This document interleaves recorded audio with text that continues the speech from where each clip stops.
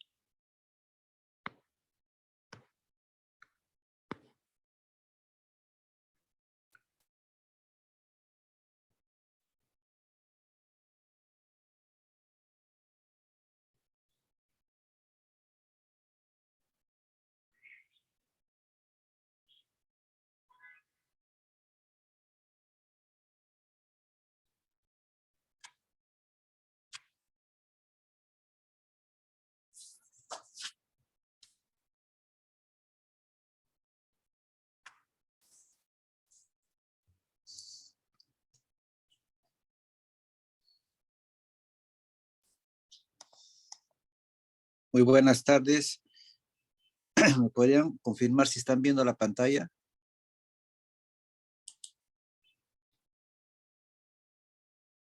Doctor Delgado, ¿me puede confirmar si la pantalla está presentando? Sí, Doc, sí, correcto, se le escucha bien y se ve la Ya, pantalla.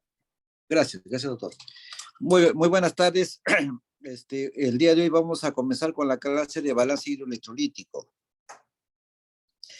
Nuestra primera pregunta, ¿cuál es la composición del agua?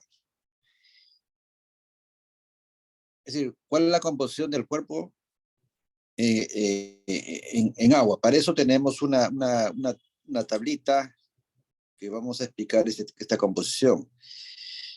La composición, como ven ustedes, va a depender del género, va a depender de la constitución física. En promedio, una mujer tiene 50% de agua en peso. En el caso del varón, 60% de su peso es agua. Y esto se da por la razón de que la composición del varón es predominante de tejido muscular. En el caso de la mujer, hay un incremento, una composición mayor de tejido adiposo. El tejido muscular es un tejido bastante más hidratado comparando con el tejido adiposo. Esta agua se va a dividir en compartimentos, en áreas. Estos compartimentos van a estar formados de la siguiente forma. El agua que está dentro de la célula viene a ser el agua intracelular. El agua que está fuera de la célula es el compartimento extracelular. De ese 60% que hemos mencionado, en el caso del varón, 40% corresponde al intracelular y el resto, el 20%, corresponde al agua fuera de la célula. Pero el agua de la célula, a su vez, está dividida en dos áreas menores.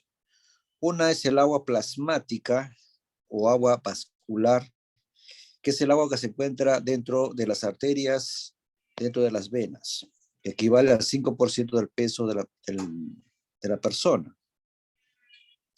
El agua intersticial es el agua que se encuentra en el intersticio, que es el tejido sostén que mantiene unidas las células.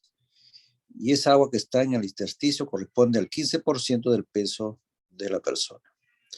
Entonces, no olvidar ese concepto del agua extracelular que corresponde al 20%, y la composición principalmente está dada por sodio, cloro, bicarbonato y moléculas más complejas como son las proteínas. En cambio, el agua intracelular va a haber un predominio de electrolitos como el potasio, el magnesio, proteinatos y fosfatos. Cuando hablamos del balance del agua, estamos pensando en esta imagen que corresponde a una balanza que va a equilibrar tanto ingresos como egresos. ¿Qué cosas son los ingresos? Todo lo que llega al paciente a través de la vía oral, a través de la vía endovenosa, en el caso que le coloquemos hidratación parenteral, y también recordar que hay un agua que se produce dentro del cuerpo que se llama el agua metabólica o agua de oxidación, que es el producto del agua que se genera después del metabolismo de los carbohidratos, los lípidos y las proteínas, que aproximadamente varía entre 300 y 500. En cambio, los egresos habituales son por la pérdida urinaria, la orina, aproximadamente 1500, las heces que equivalen a 200 mililitros, y las pérdidas insensibles, que son las pérdidas que son por evaporación a través de la superficie del cuerpo, así como la evaporación al momento de la respiración o al momento que hablamos. Las pérdidas insensibles son aproximadamente 80 mililitros por 24 horas. Y lo calculamos usando unas fórmulas que lo veremos en las siguientes vistas. ¿Cómo se controla el balance de agua? Cuando una persona está con disminución del volumen de agua, va a incrementar la osmolaridad, produciendo un estímulo a nivel de osmoreceptores que se encuentran en el hipotálamo. Y este estímulo va a producir dos efectos. Un efecto psicológico que viene a ser la sed y otro efecto a nivel hormonal que es la estimulación de la hormona antidiurética. Cuando uno tiene sed, lo que hace es ingerir líquidos para aliviar la sed. En el caso de la hormona antidiurética, lo que hace es disminuir la excreción de orina. Por lo tanto, el paciente deshidratado va a disminuir su volumen, produciendo al inicio una oliguria, y si no se controla, viene después la anuria. Cuando nosotros estamos en los hospitales, tenemos que hidratar diariamente al paciente que por razones quirúrgicas no utiliza la vía oral. Va a depender del manejo que nosotros hagamos por vía parenteral. Para eso tenemos que saber cuál es el requerimiento de agua. Cuando hablamos de requerimiento de agua, lo podemos calcular. Hay varias fórmulas, pero esta me parece que tiene bastante utilidad porque es muy pragmática. Entonces, cuando se trata del adulto, se va a dar entre 30 a 40 mililitros por kilo de peso. En los niños es mayor la proporción por kilo de peso. Dos electrolitos que utilizamos diariamente es el sodio y el potasio. Hay otros electrolitos, pero cuando manejamos balance, tenemos que pensar en estos dos, en el sodio y en el potasio. ¿Cuánto doy de sodio? 2 a 4 miligramos por kilo de peso por día. En el caso del potasio, damos de 1 a 2 miligramos por kilo de peso. Nosotros como regla práctica utilizamos 3 en promedio para dar sodio y 1 en el caso de potasio, debido a que el potasio, como es un electrolito intracelular principalmente, no se puede, a veces las variaciones pueden no ser correspondientes. Por eso es que es ideal usar siempre el menor valor. Como hemos dicho, hay egresos ordinarios. Y estos egresos ordinarios, hemos dicho, tanto la vía renal como la vía digestiva. Pero las pérdidas insensibles las vamos a calcular utilizando fórmulas, porque la evaporación no se puede en realidad medir directamente, sino utilizando una serie de equipos de laboratorio que habitualmente no son necesarios porque utilizamos esta fórmula. Esta fórmula dice que es una constante de 0.5 por el peso del paciente por 24 horas. Yo he resumido en la fórmula así simplemente como peso por 12, porque 0.5 es una constante y 24 horas es las horas que tiene un día, porque recuerden, pasamos la visita habitualmente de un día a otro. Muy bien, el concepto del débito urinario. Como saben ustedes, un buen parámetro que tiene el médico, el cirujano, es cuánto volumen de orina pierde o micciona el paciente. Es un buen criterio, 1500 más o menos, ¿no? Es el promedio. Pero cuando un paciente tenemos delicado, no podemos esperar pues 24 horas, sino las decisiones a veces requieren en horas. Por eso utilizamos el concepto del débito urinario, que es 0.5 a 1 mililitros por kilo de peso por hora. ¿Para qué? Para ver cómo evoluciona el paciente, ¿no? La idea de nosotros es mantener en este promedio para indicar, bueno, que el paciente tiene una función adecuada y poder intervenirlo quirúrgicamente el paciente.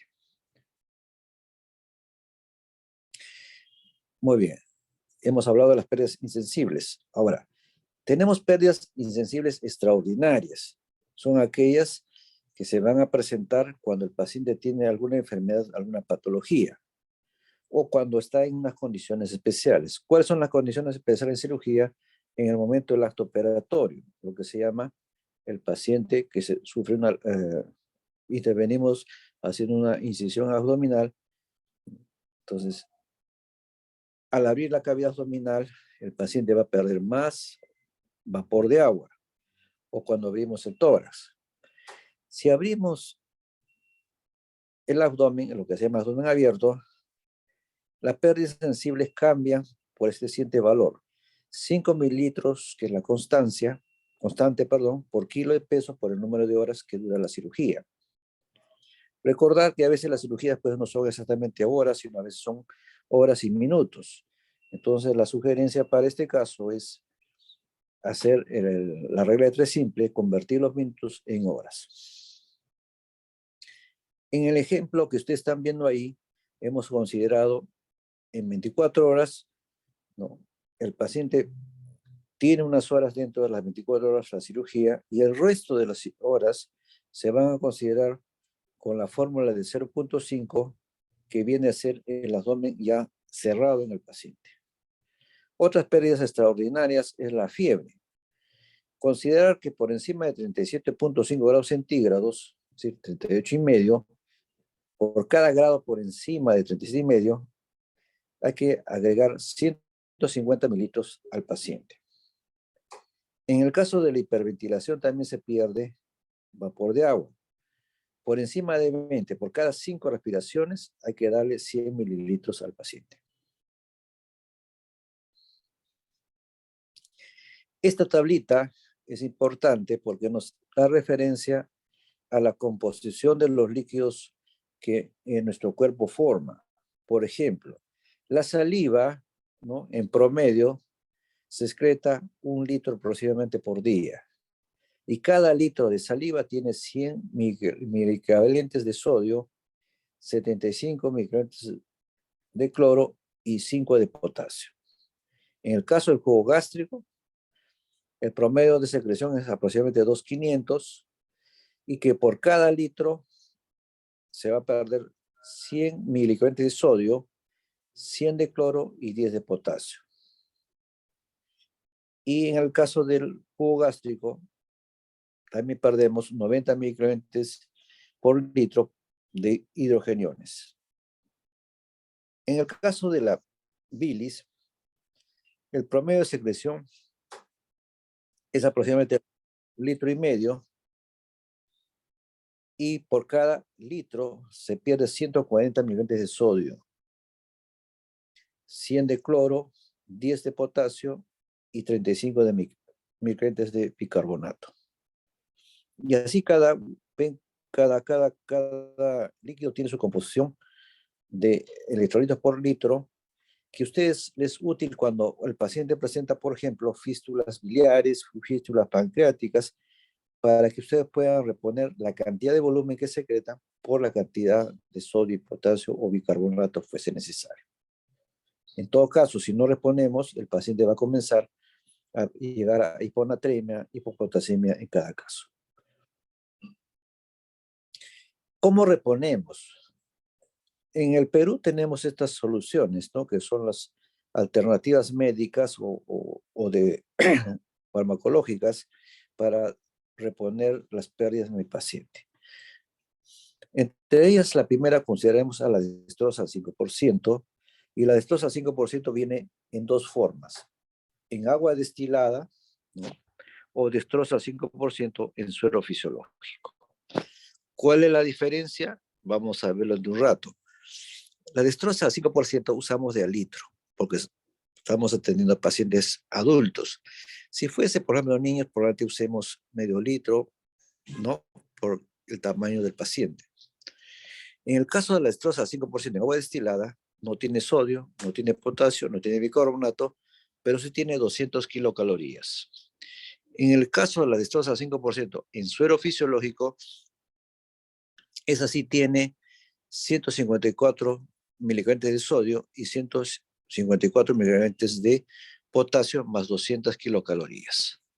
Si usamos la dextrosa al 10% en agua destilada, por cada litro vamos a tener 400 kilocalorías. El cloruro de sodio al 9.9%, ¿no? O 9 por 1000, o llamado también suero fisiológico, por cada litro vamos a encontrar 154 miligramos de sodio y 154 milicavalentes de cloro. Es el famoso suero fisiológico.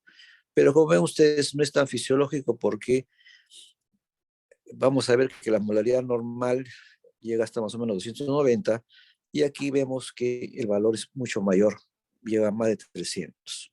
Sin embargo, se le considera fisiológico.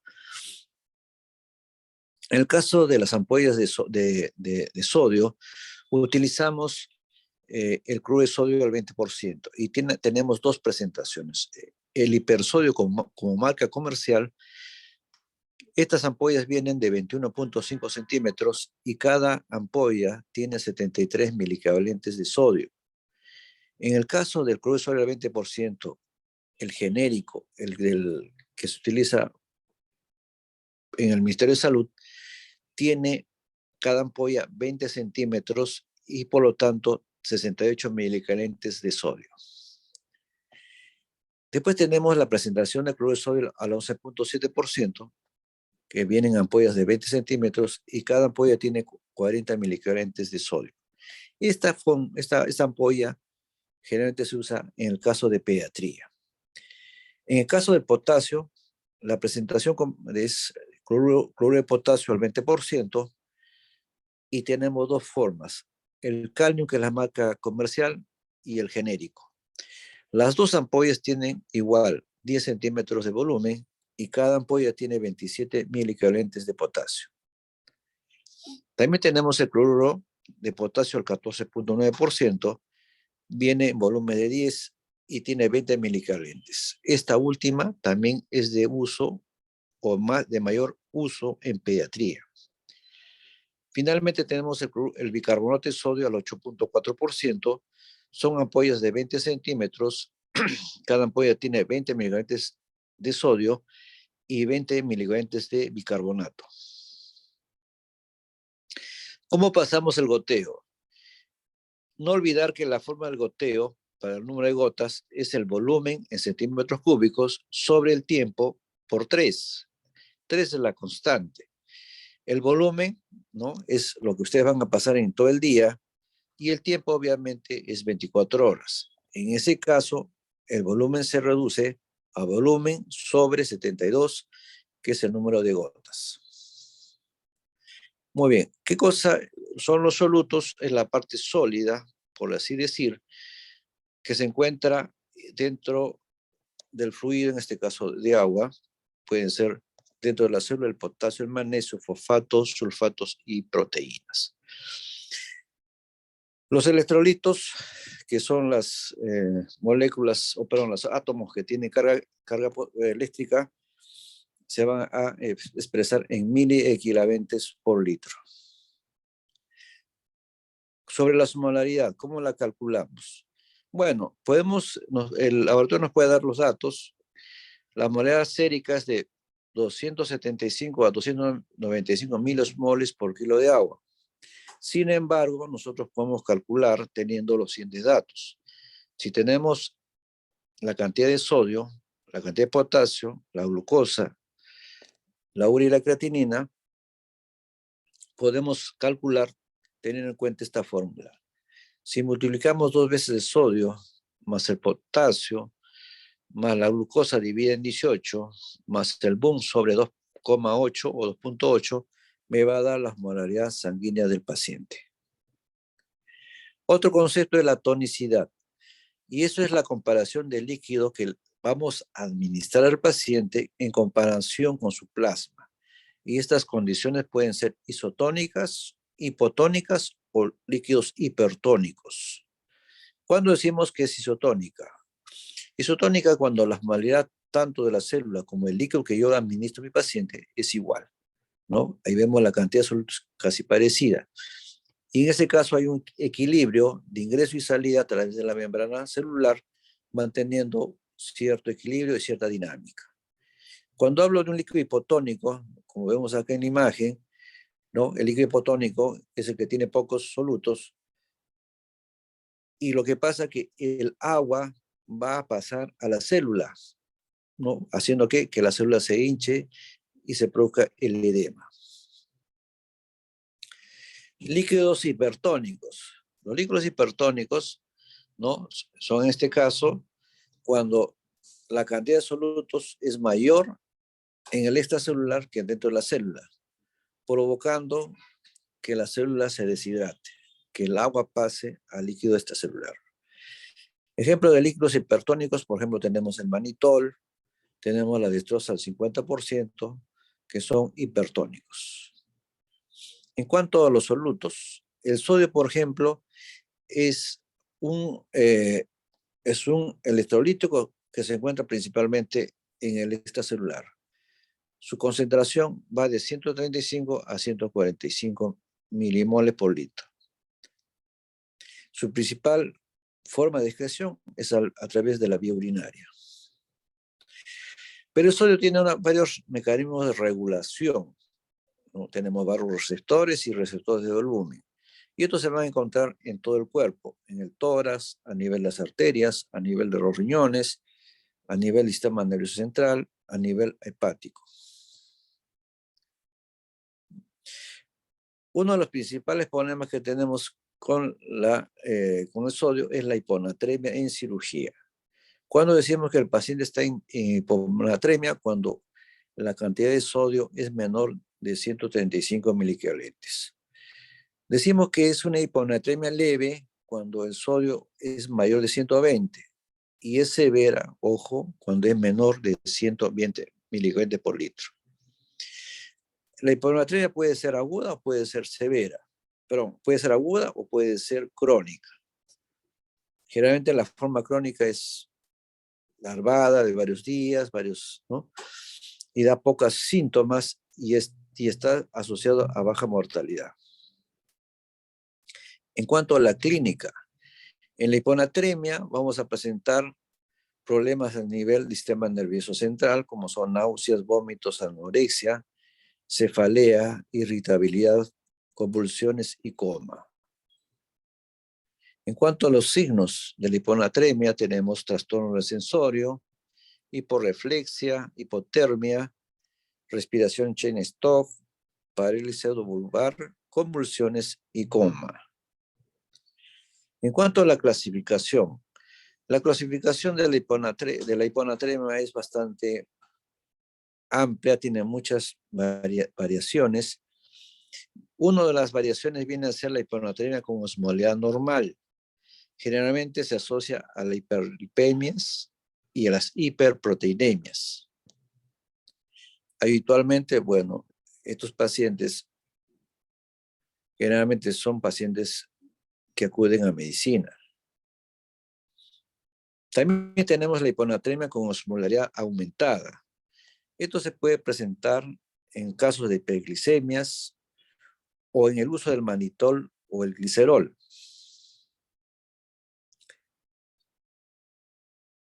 Este manejo de la infusión puede ser generalmente por mal manejo, mala indicación. También tenemos la hiponatremia con osmolaridad disminuida y esta puede estar asociada con variaciones del líquido extracelular. Puede haber una disminución del líquido extracelular, puede estar aumentado o puede estar disminuido el líquido extracelular. Cuando tengamos líquido extracelular disminuido, puede ser por pérdida renal o extrarrenal. Entre las principales causas que vemos en cirugía son los vómitos, las diarreas y las fístulas. También puede ser por hilo adinámico, peritonitis o pancreatitis aguda. Otra de las causas son las quemaduras. Cuando tenemos líquido extracelular aumentado, ¿no? Puede deberse a problemas médicos, como son la insuficiencia cardíaca congestiva, el síndrome nefrótico, la cirrosis o la insuficiencia renal. O tenemos con líquido extracelular normal, en el caso del hipotiroidismo, algunas enfermedades de la hipófisis, algunas drogas como son la oxitocina, la carbamazepina, las tiácidas, los salicilatos, la colchicina. Pero también hay una nueva condición que es el síndrome de secreción inadecuada de hormona antidiurética. Este síndrome, que se presenta generalmente en pacientes con neoplasia pulmonar o del sistema nervioso central. Ahí ven ustedes que hay una serie de criterios como son la hiposmolaridad sérica, hiperosmolaridad urinaria, hiponatremia, un sodio urinario mayor de 50 miligramos por litro, ¿no? Pero para llegar al diagnóstico tenemos que estar seguros que la función renal, la función tiroidea y adrenal del paciente son normales. Muy bien. En cuanto al tratamiento en general de las hiponatremias, primero hay que identificar la causa principal para corregir el problema principal. En el caso de la hiponatremia leve, se puede manejar con el suero fisiológico y controles seriados de electrolitos. En el caso de la hiponatremia grave, en ese caso hay que usar soluciones de cloruro de sodio al 3% y diuréticos. Para calcular el déficit de sodio utilizamos la fórmula siguiente, que es 0.6 por el peso multiplicado a 120 menos el sodio medido, que nos da el dato del laboratorio. En ese caso vamos a ver una cantidad de sodio y como vamos a ver cómo lo vamos a reponer en forma progresiva y forma controlada. En el caso de la hiponatremia por dilución, en este caso no es que falte sodio, sino lo que pasa es que abunda el agua, es decir, lo que se llama el exceso de agua. Para ese caso utilizamos esta fórmula, que es agua corporal total menos el sodio medido, o menos el sodio que da el laboratorio, y el sodio deseado, el sodio que queremos llegar, por agua corporal total. ¿Por qué decimos que la reposición tiene que ser cuidadosa y en forma progresiva? Porque si yo repongo rápidamente, es decir, aumento la velocidad de reposición, tengo el riesgo que el paciente desarrolle un problema neurológico muy severo, que es la mielonolisis continua. Es en pocas palabras la degeneración de las neuronas que se encuentran en la protuberancia. Y esto se debe a varias razones. Una de ellas es que elevamos rápidamente el sodio a más de 10 miligramos por litro por día. Es decir, hacemos una corrección muy rápida. Cuando se asocia también a hipoxemia, malnutrición, y en pacientes alcohólicos, pacientes con hipocalemia, pacientes quemados, y en mujeres ancianas que usan tiazidas. La condición contraria es la hipernatremia de la hiponatremia. Es cuando el sodio es más de 160 miligramos por litro. En este caso, vamos a tener por pérdida de agua exclusivamente, como se presenta en los quemados, en los diabéticos, en las traqueostomías, en la fiebre. O puede ser por pérdida de fluidos hipotónicos, como en la gastroenterocolitis, la diuresis osmótica y algunas drogas. O puede ser que le hemos dado más de lo debido en sodio, lo que se llama ganancia de sodio, también por iatrogenia. ¿Cuáles son los síntomas? En cuanto a los síntomas, vamos a tener una contracción del líquido intracelular. Y esto va a provocar síntomas también del área neurológica, como son letargia, debilidad, convulsiones, coma y muerte. La reducción del volumen del cerebro, ¿no?, al disminuir su volumen, va a producir la ruptura de las venas cerebrales y estos pacientes van a presentar, como ven, hemorragia intracerebral. Para la corrección utilizamos esta fórmula, que es muy parecida que utilizamos para el exceso de agua,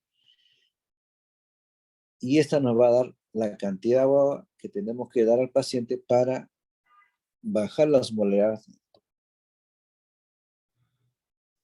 Entonces, el tratamiento, comenzamos con fluidos isotónicos y controles seriados de electrolitos, en este caso es sodio. Y la recomendación de no reponer rápidamente, ¿no?, por lo menos esperar progresivamente la reposición. Es decir, no llevarlo a la normalidad muy rápido, porque vamos a producir lesiones neurológicas como la mielonisis pontina. En el caso del potasio, es un electrolito que se encuentra principalmente, el 98% se encuentra dentro de la célula, y el valor sérico es de 3.5 a 5.3 milivoltios por litro. Es importante para la función cardiovascular y neurológica. Las condiciones de alteraciones del potasio, principalmente tenemos la hipocalemia. Y la hipocalemia se presenta cuando el valor de potasio es menos de 3.5 milivoltios por litro. Y la clasificación se va a dividir en leve, moderada, severa. Leve cuando es de 3 a 3.5. Pero eso equivale más o menos a una pérdida total del potasio entre 150 a 300 miligramos en el propio paciente. La forma severa, por ejemplo, es menos de 2.5 milivoltios por litro en sangre, ¿no? Pero equivale a un total mayor de 500 miligramos de potasio en el paciente. En cuanto a los signos y síntomas, el paciente va a presentar estreñimiento, hilio, paresia, y puede haber intoxicación cuando el paciente usa digitálicos. Un buen parámetro de la hipopotasemia es el estudio electrocardiográfico. Como ven ustedes, de acuerdo al nivel del potasio, va a haber cambios electrocardiográficos. En la imagen A es el trazado normal. Pero cuando el potasio disminuye a 3, vean ustedes cómo aparecen ya la onda U. Y ahí comienza a ver la inversión de la onda T, ¿no? Una prolongación del QPR y el QT. Y cuando sigue avanzando, va a haber ya un ensanchamiento mayor del complejo QRS. En cuanto al tratamiento, la mayoría de los casos, si son sobre todo leves o moderados, el tratamiento es, ¿no?, permisible, ¿no? Tampoco no hay que hacer un tratamiento rápido, hay que dar los requerimientos diarios, y a su vez también podemos hacer los controles seriados de potasio. En el caso de que fuese una emergencia, una hipopotasemia severa, con trastornos evidentemente cardiovasculares, podemos dar gluconato de potasio por vía oral y no da más de 150 miligramos por día. En unas circunstancias se puede usar también gluconato de potasio, ¿no? También se puede dar por vía oral, como hemos dicho, y en algunas circunstancias se podría dar también con sonda nasogástrica. En el caso del monitoreo cardíaco, vamos a utilizar cuando la severidad obliga a utilizar la vía endovenosa. Entonces se puede preparar una solución con suero fisiológico de 90 centímetros y una ampolla de cloruro de potasio al 14.9%, y tenemos que sentar al paciente frente a un monitor para ver el trazado electrocardiográfico. La hipopotasemia es la condición cuando el potasio está mayor de 5.5 milivoltios por litro. Entre las principales causas son los problemas de insuficiencia renal, enfermedad de Addison, la acidosis, algunos medicamentos que utilizan, como son la succinilcolina, el mannitol o las sales de potasio. ¿Qué cambios electrocardiográficos tenemos con la hipercalemia? La T es picuda, se pierde la onda P y el QRS se hace ancho. En cuanto a los síntomas, el paciente va a presentar disfagia, disartria, parálisis flácida, puede llegar al paro respiratorio, hipotensión, arritmias, puede llegar al paro cardíaco, náuseas, vómitos e hilio. Y como ya sabemos, va a haber alteraciones electrocardiográficas. ¿Cómo tratamos la emergencia? Podemos utilizar el poliestireno de sulfato de sodio, que es el cayaxelate, 30 gramos, 3 a 4 veces por día, con sorbitol por vía oral. En unos casos también se puede usar enemas de retención para disminuir la cantidad de potasio. En el caso de la enfermedad de Addison, se puede utilizar corticoides. Si el paciente está con insuficiencia renal, se usan diuréticos. En el caso de demasiada urgencia, se puede utilizar gluconato de calcio al 10%, endovenoso cada 4 a 6 horas, o si no, bicarbonato de sodio al 8.4%, endovenoso en 10 minutos. Después se hacen los controles. También se puede usar la glucosa al 10% con insulina 20 unidades, no insulina de acción rápida, 20 unidades, que pasamos a goteo en 30 minutos. Esto debe ayudar a disminuir el nivel de la hiperpotasemia. Muy bien. A continuación hablaremos algo del equilibrio ácido-base, que es útil en los casos de cirugía. Así como en el agua, también hay un equilibrio de los hidrogenones y los hidroxilos en el cuerpo.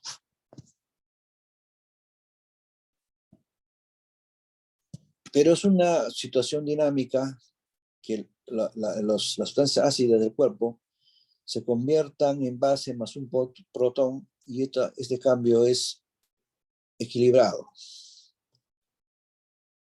Las soluciones son neutras cuando los iones de hidrógeno son en misma proporción que el ion hidroxilo. Una solución es ácida cuando los hidrogenos son mayores que los hidroxilos, y la solución alcalina o base es al contrario. El hidroxilo es mayor que el ion hidrógeno. Valores de referencia. El pH promedio es 4.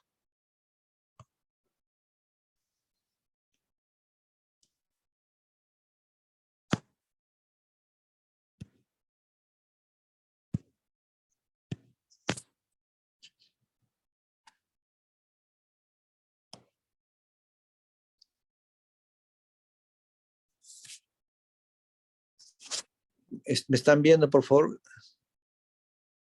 Hola.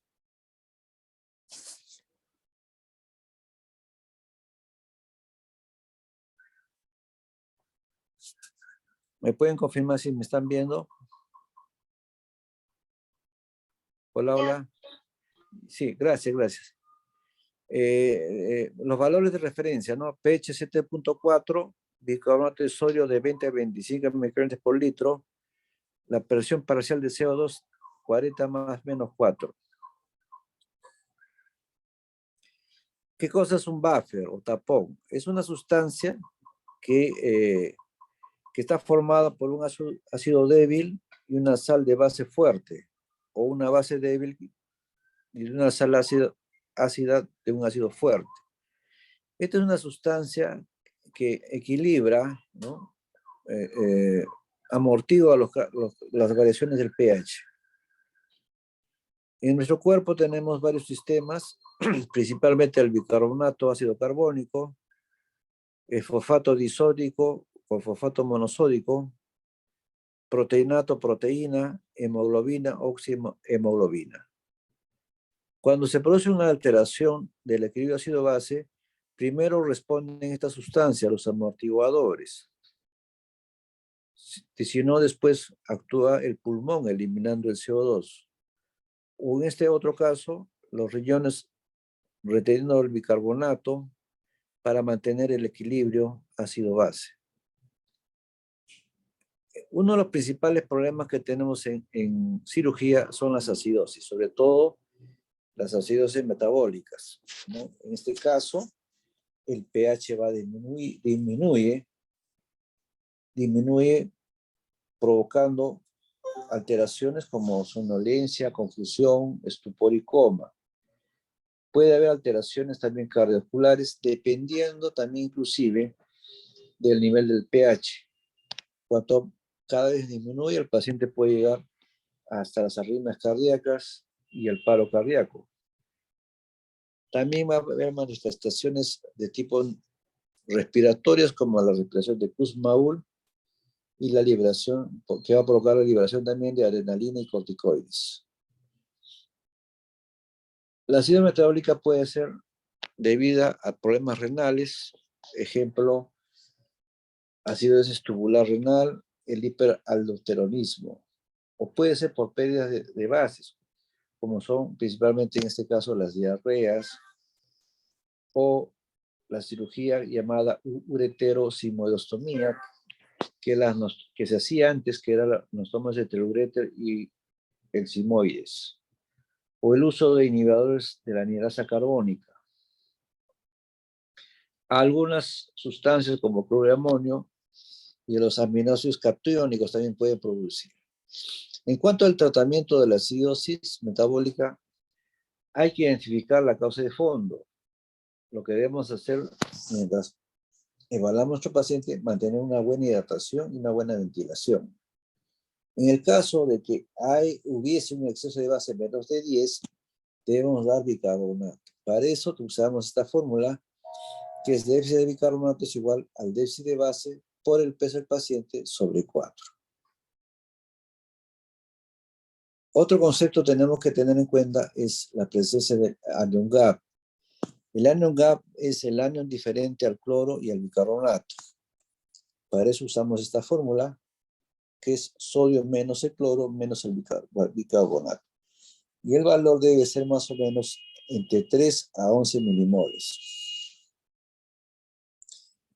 El anion gap puede estar aumentado cuando el paciente está en intoxicación a salicilatos, a metanol, o en cirugía por destrucción del músculo, por la radiomiolisis, o en las situaciones de sepsis como la acidosis láctica y la cetoacidosis, así como la insuficiencia renal. La alcalosis metabólica es la condición que se incrementa el bicarbonato, ¿no? Y vamos a ver que hay pérdida de hidrogeniones no respiratorios. Entre los factores asociados a la alcalosis metabólica van a haber alteraciones de filtración glomerular, hipocalemia, hipocloremia, pérdida de ácidos, adición de álcalis y resolución pasiva del bicarbonato. Las causas pueden dividirse con respuesta a cloruros o sin respuesta a cloruros. Con la respuesta a cloruros son aquellas pérdidas por vía gastrointestinal, como los vómitos, el adenoma velloso, uso de diuréticos, uso de carbanicilina, penicilina, y sin respuesta a cloruros, el hiperaldosteronismo, el síndrome de Cushing, esteroides exógenos, el síndrome de Bartter, ingesta de alcalinos. En cuanto al cuadro clínico, se van a entrelazar los síntomas de enfermedades de fondo con la hipopotasemia.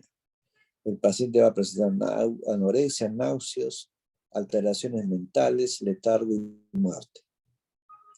Puede haber tetania por hipocalcemia, ilio, distensión abdominal, taquicardia y arritmias.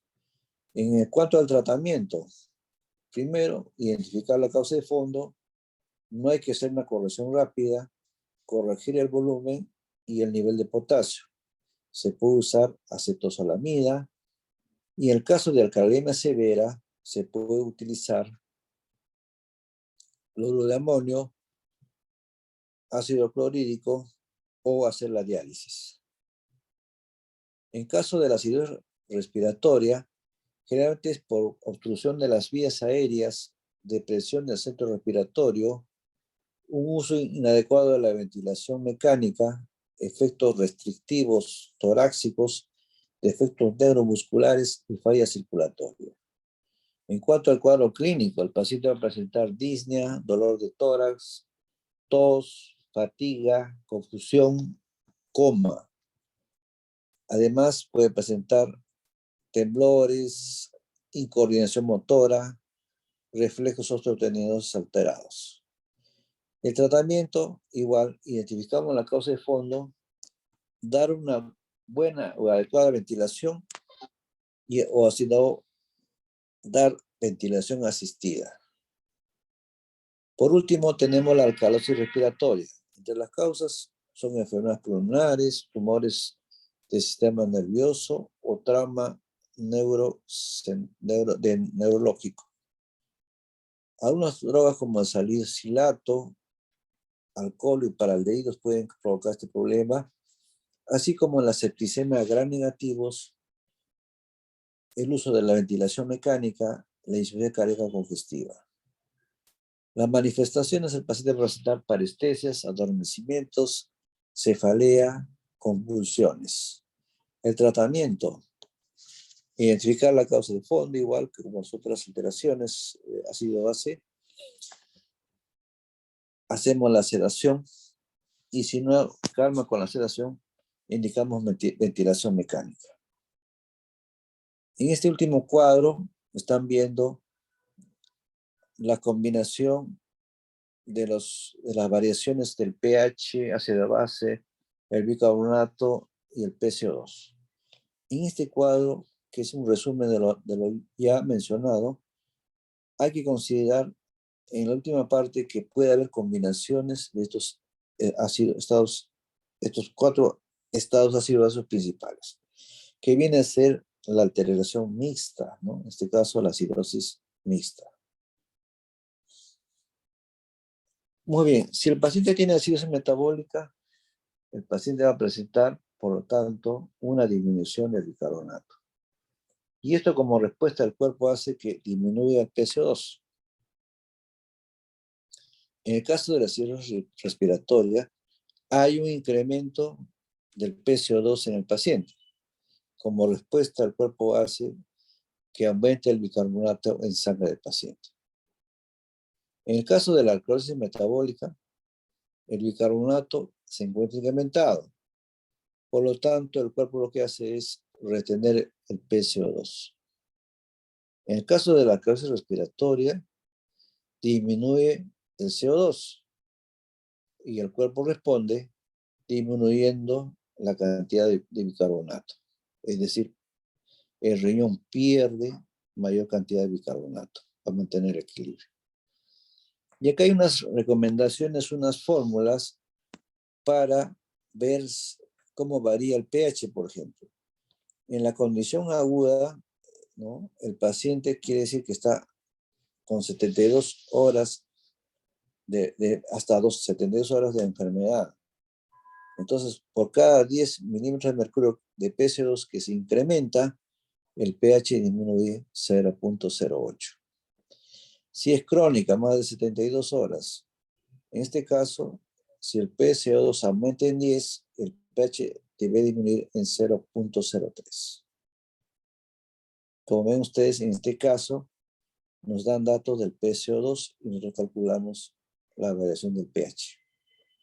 En el caso del bicarbonato, tenemos la forma aguda y la forma crónica. Por ejemplo, en la forma aguda, cuando el PCO2 aumenta en 10 milímetros de mercurio, el bicarbonato, ¿no?, va a aumentar en 1 a 2 miligramos por litro. Si disminuye en 10, el bicarbonato va a disminuir o debe disminuir de 2 a 3 miligramos cuando ustedes calculan en esta condición. ¿Cómo calculamos el PCO2 compensatorio? Si es acidosis metabólica, utilizamos la fórmula bicarbonato por 1.5 más 8 más menos 2. Eso me va a dar el PCO2 compensatorio en la acidosis metabólica. En el caso, acá se entiende que el bicarbonato nos está dando el laboratorio que hemos solicitado para el paciente. En el caso de la alcalosis metabólica, utilizamos la siguiente fórmula. El bicarbonato por 0.9 más 15 cuando es agudo o más 9 cuando es crónico, más menos 2. En este caso, podemos ver si corresponde, comparando con el PC2 informado del laboratorio, para ver si hay una condición mixta o no de alteración ácido-base. Muy bien.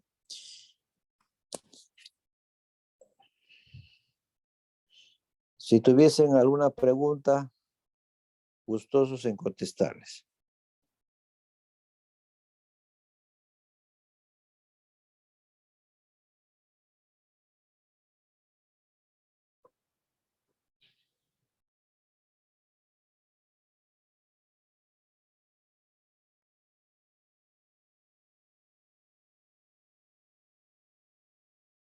Muy bien. Si no hay preguntas, estamos viéndonos en la siguiente clase.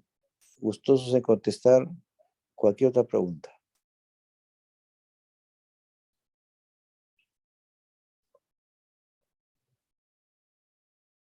Muy bien. Entonces, si no hay más preguntas, nos estamos viendo. Buenas tardes.